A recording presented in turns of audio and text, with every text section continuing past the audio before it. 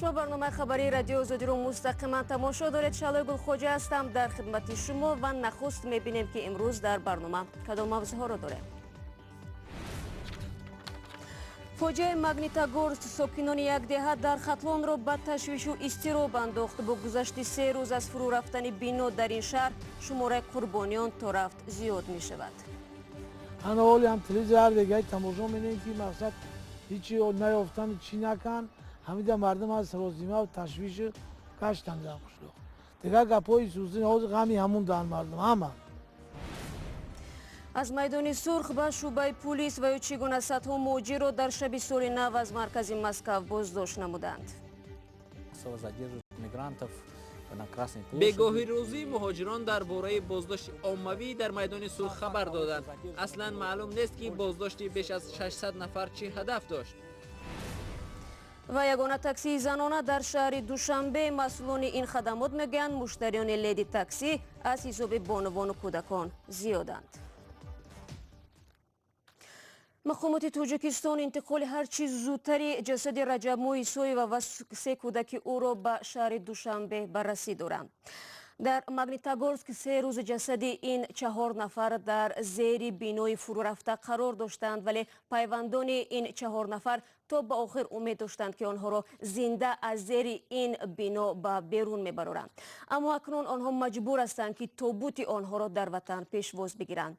دیروز همکاران ما قبل از آن که خبری جسدهای آنها را پیدا کردن را به گوش پیوندانشان رساندند، با پیوندان آنها در جنوب تاجیکستان صحبت کردند.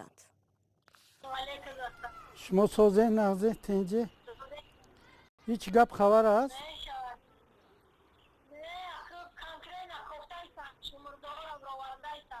ای درکی یا نیست؟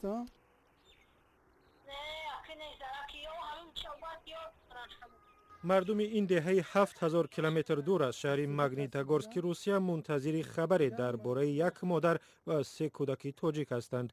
4 نفر به استثنای پدر 3 روز زیر خرابه های یک بنا بودند. بچه دادن قطعی زن است. بچه میدرکشه. اینه دخترچشه. اینه بچهشه.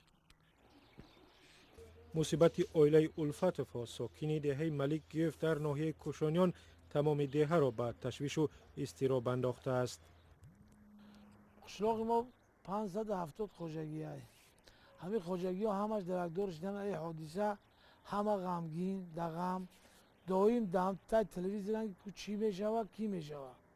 انا حالی هم تلویزیون دیگه تماشا می‌کنیم که مقصد هیچی نیافتن چی نکن، همیشه مردم از سرازیمه و تشویش کشتن در قشلاق دیگه گپای سوزی حاضر غمی همون دارن مردم همه. اما غم مردم دهه به ماتم تبدیل می شود چون روز 3 انور نجات بخشان فقط تن بیجان مادر و طفلانش احمدی 6 ساله، فاطمه 4 ساله و سی محسنی 3 ساله را یافتند. او دختر گرجدن روسیه بود، قطعی فرزند داشت، زندگی میکردند در همونجا. خیلی شید یا 6 تاج زندگی میکردند. میگم قسمی از بینایی که خانواده الفتوف ها در آن زندگی میکردند روز 31 دکبر در نتیجه ترکش گاز فرو رفت. نجات بخشان در 3 روز جسد 37 نفر را پیدا کردند. پدر خانواده تاجیک شهرت الفتوف را در روز اول بعد تقریبا 7 ساعت زنده بیرون آوردند، اما احوالش خوب نیست. فقط بازار بی نارکوس ایوزی چند باشید خبرگیری میرن اجازه درمادن نیست، گپ زدن ممکن نیست که فقط دخترها به اشاره قطعی سال دست بجنبان پا بجنبان هم خیلی میگنش تمام. با همون چی آیا دخانی ها؟ با هم قطعی نفس کشید. اون نمیتونن گرفته. شهرت را برای ادامه معالجه به شهر چلیابینسک بردند. مقامات گفتند زن و فرزندانش را به زودی به تاجیکستان میبرند و برای دفن در زادگاهشان دهه ملیک گیایف در ولایت ختلان. رو میاریم به موضوع دیگر. شب سال نو یک شهروند 50 ساله آلمان کوشش کرد با ماشینش چندین راهگذر شبیه مهاجران را زیر کند. مقامات آلمان او را دستگیر نموده با تلاش کشتن آدمان متهم کردند. تفصیلات را از اسکندر خوجامیرزاده میشنویم. روز 2 انور دادستانی آلمان یک شهروند 50 ساله ساکن شهر اسن را با تلاش کشتن آدمان متهم کرد. شب سال نو این مرد سوار ماشین چند رهگذر را پخش نمود. مقامات 4 حمله او را به قید گرفتند. 2 حمله در شهر اسن و 2 حمله دیگر در شهر باترا. در 2 حمله رهگذرها پیشکی آگاه شده از راه ماشین دور شدند. بر اثر حمله ها 8 نفر مجروح شده است. احوال سلامتی یک زن وخیم ارزیابی می شود. قربانی حمله ها اساساً مهاجران از سوریه و افغانستانند. در حمله ها یک آلمانی ترک تبار هم زخم برداشته است.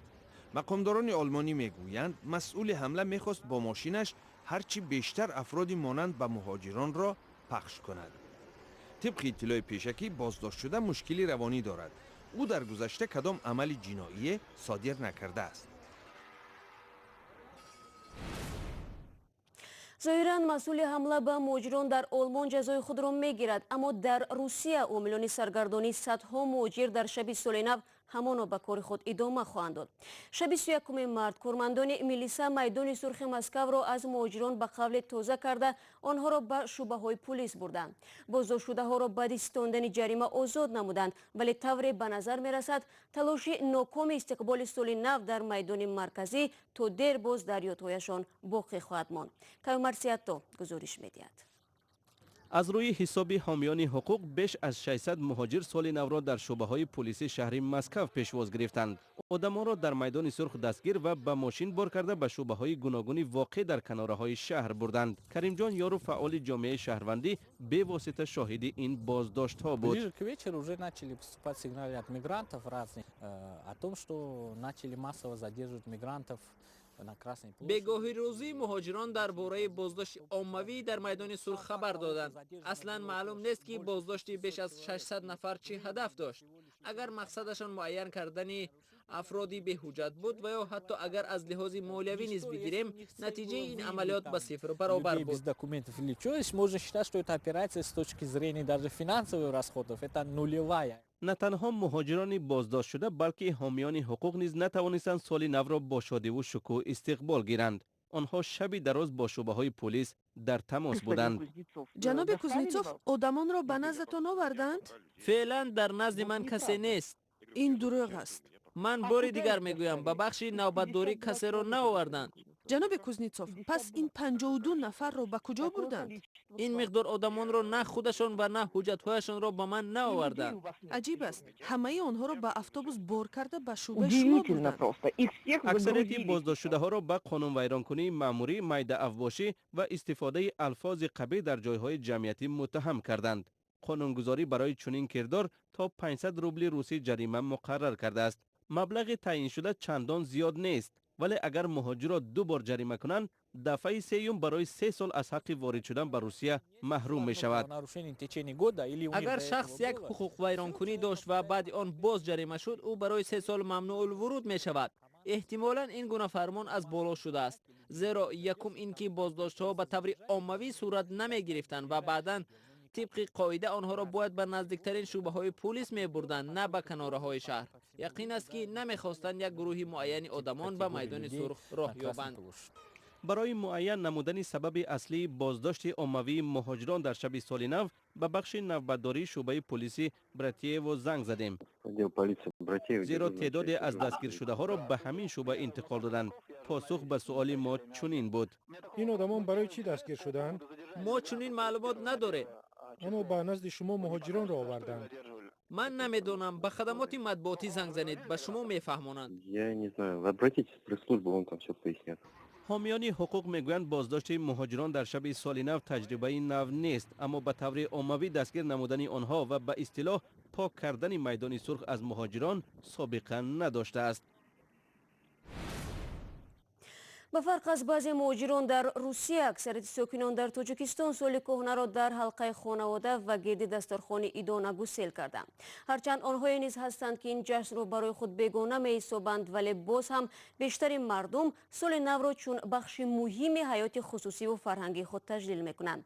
درباره خرج امسال سال نوی و نظری ساکنان به این عید را در گزارش نوبتی تماشا می‌کنید. سال 2019 فرا رسید و ساکنان تاجیکستان خراجات سال نوی را حساب میکنند. تنها دسترخوان عیدانه ساکنان شهر دوشنبه به حساب میانه معادل $150 مصارف داشته است. ساکنان میگویند چون این جشن سال یک بار است از این خاطر خرسندی کردند. خورد و خوراک ما همین 1500 сомони вай кардаем, صرف кардаем. О суммах я бы не хотел говорить. Все достаточно скромно. Примерно так. اتک 1000 زیاد خرید کردیم، خرسندی کردیم. 6 ساله 1200 سومون کار کردم، همین 100 زخم پشاوی 1500 سومونی خرید کردیم. من چیزی که من میخواستم همون شد. ساکنان دوشنبه به خاطر کم خرج بودن سال نو را اساساً در خانه تجلیل کردند. ضمناً قبل از عید نرخ میوه و شیرینی ها از 10 تا 20% بلند شد. تجلیل سال نو در طربخانه از این هم قیمت‌تر میشد. حدوداً از 20 تا 40 دلار برای یک نفر. نهم سپتامبر روز استقلالیت است. همین بلندشوی نرخ‌ها یا بگیم که عید رمضان قربان ده همین بالاروی نرخ امسال نرخ‌های خوراک چی باشد لباسا баландрави ам болой баландрави ам нарх по назар мерасад. Провели так по-семейному, по-домашнему, просто с семьей, с женой посидели. Чен зурас. Шарот хай каму хай чен зурас.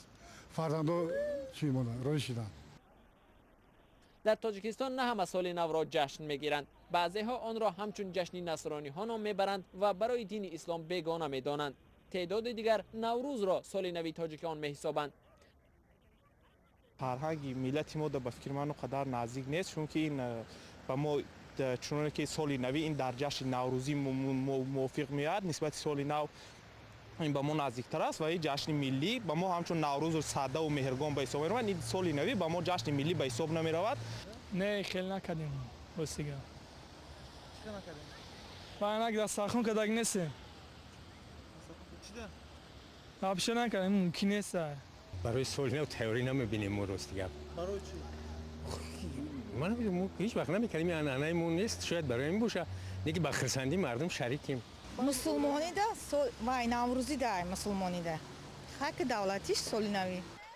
هرچند از سال نو 3 روز گذشت اما تا به حال نزد ارچه اساسی پایتخت سرآدم است. صدها نفر میخواهند در نزد رمز سال نو عکس بگیرند.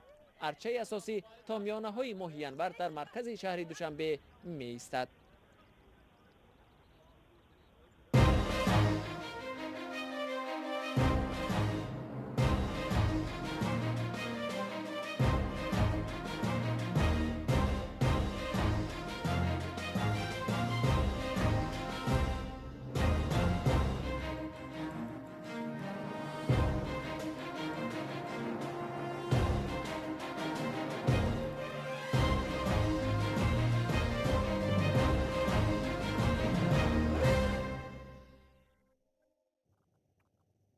و اکنون در دوشنبه به عنوان امکان دارند تاکسی را فرمایش بدهند که سری چنبر زن باشد. زنها و دخترهایی که از خدمات لیدی تاکسی استفاده میکنند مطمئنند که این خدمات برای امنیت آنها خوب است. و رادیو صوفی با راننده تاکسی زنانه صحبت داشت. زارینه یعقوبова ساکن 43 ساله شهر دوشنبه 17 سال اخیر رانندگی میکند. قبلا تاجر بود، اما وقتی تجارتش مفلس شد منزل زیستش را فروخت. قرضهایش را داد و با پول باقی مانده ماشین خرید. این بار او تصمیم گرفت که راننده تاکسی شود و روزگار خود را از این راه پیش برد. برای پیدا کردن کار به شرکت رخش تاکسی مراجعت کرد.